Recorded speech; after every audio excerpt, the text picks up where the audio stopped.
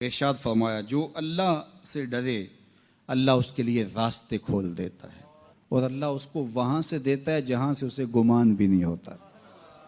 وَمَن يَتَوَكَّلْ عَلَى اللَّهِ فَهُوَ حَسْبُهُ، اور جو اللہ پر بھروسہ کرے اللہ اس کے لیے کافی ہو جاتا ہے، اس کی ضروریات کا وہ خود کفیل ہوتا ہے اور اس کے کام اس کے ذمہ کرم پہ ہوتے ہیں، کوئی ہو کے دیکھے اس کا۔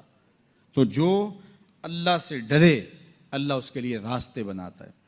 حضرت عوف بن مالک رضی اللہ تعالی عنہ الاشجعی حضور کی خدمت میں حاضر ہوئے اور عرض گزار ہوئے کہ میرا بیٹا سالم مشرکین کی قید میں ہے اور میں فاقوں کی حالت میں ہوں، تو فرمایا آل محمد کے پاس ایک سیر جو ہیں، بس اس کے علاوہ ہمارے پاس بھی کھانے کے لیے دنیاوی اسباب نہیں ہیں۔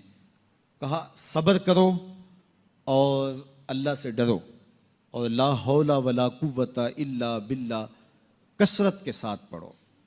یہ ایسا وظیفہ ہے، ایک حدیث پاک میں آتا ہے کہ یہ 99 بیماریوں کا علاج ہے، اس میں سب سے کم درجے کی بیماری ہم اور غم ہے، یہ دکھوں کا مداوع ہے، مشکلات کا علاج ہے، اور یہ وظیفہ میرے حضور نے بتایا۔ حضرت ابو ذر غفاری رضی اللہ تعالیٰ عنہ کو حضور نے 5 چیزیں بتائی تھیں، ان میں سے 5ویں چیز یہ تھی کہ ابو ذر کثرت کے ساتھ لا حول ولا قوت الا باللہ پڑھا کرو۔ فرمایا عرش الہی کے نیچے ایک خاص خزانہ ہے، یہ وظیفہ وہاں سے آیا ہے، یہ زندگی میں معمول بنا لو، جب پھنس جاؤ مشکلات میں آ جاؤ تو لا حول ولا قوت الا باللہ پڑھو، اللہ راستے کھولے گا۔ تو حضور نے 3 چیزیں فرمائی، اللہ سے ڈرو، صبر کرو اور کثرت کے ساتھ لا حول ولا قوت الا باللہ پڑھو۔ وہ فرماتے ہیں کہ میں یہ عمل شروع کیا، ابھی گھر میں بیٹھا ہی تھا کہ دروازے پہ دستک ہوئی، تو میں اٹھا کہ دروازہ کھولوں دیکھوں کہ کون ہے، تو دروازہ کھولا، دیکھا میرا بیٹا کھڑا ہے اور اس کے پیچھے 100 اونٹ کھڑے ہیں۔ تو میں نے کہا کہ تم اور یہ اونٹ؟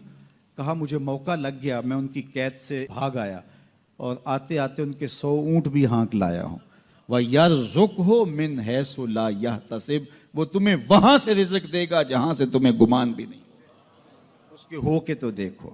اللہ اکبر، اللہ کے ہو جاؤ تو پھر وہ تمہاری ضرورتوں کا کفیل ہو جائے گا۔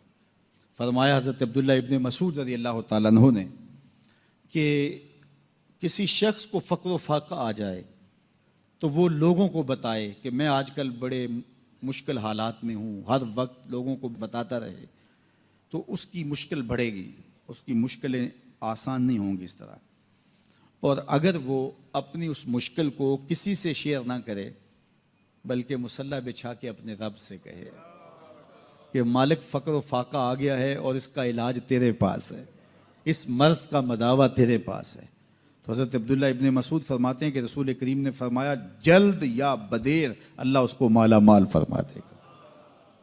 یہ بھی کبھی کر کے دیکھو، مشکل آ جائے، فاقہ آ جائے، مصیبت آ جائے، کسی سے نہ کہو، صرف اپنے رب سے کہو، پھر دیکھنا اس کی کرم نوازیوں کا می کیسے برستا ہے۔ فرمایا اللہ پر بھروسہ کرنے کا جو حق ہے اگر وہ تم ادا کر دو، وہ تمہیں ایسے رزق عطا کرے جیسے پرندوں کو عطا کرتا ہے۔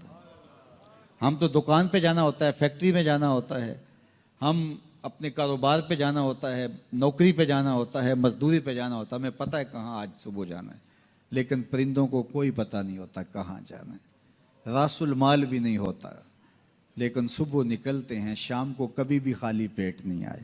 بن توکل پنچھی اڑ دے، خرچ نہ پلے زیرا ہو۔ گھر سے خالی پیٹ نکلتے ہیں، جب واپس آتے ہیں تو پیٹ بھرے ہوئے ہوتے ہیں، اور پھر جو ان کی ضرورت ہوتی ہے اللہ وہ ساری ضرورتیں پوری کرتا ہے، جو ضرورت ان کی ہوتی ہے۔ یہ شیر کتنا گوشت کھاتا ہے اللہ روز اسے دیتا ہے، یہ ہنس روزانہ سچے موتی کھاتے ہیں، اور آپ مارکیٹ میں لینے جائیں لاکھوں روپے لگا کے تولے ماشے کے حساب سے آپ خریدتے ہیں، پھر بھی آپ کو یقین نہیں ہوتا کہ یہ سچے ہیں یا 2 نمبر ہیں۔ اور ہنس دنیا پہ کروڑوں جانور پائے جاتے ہیں، روز کھاتے ہیں، صبح بھی، شام بھی، دوپہر بھی، پیٹ بھر کے کھاتے ہیں، اللہ روز انہیں عطا کرتا ہے۔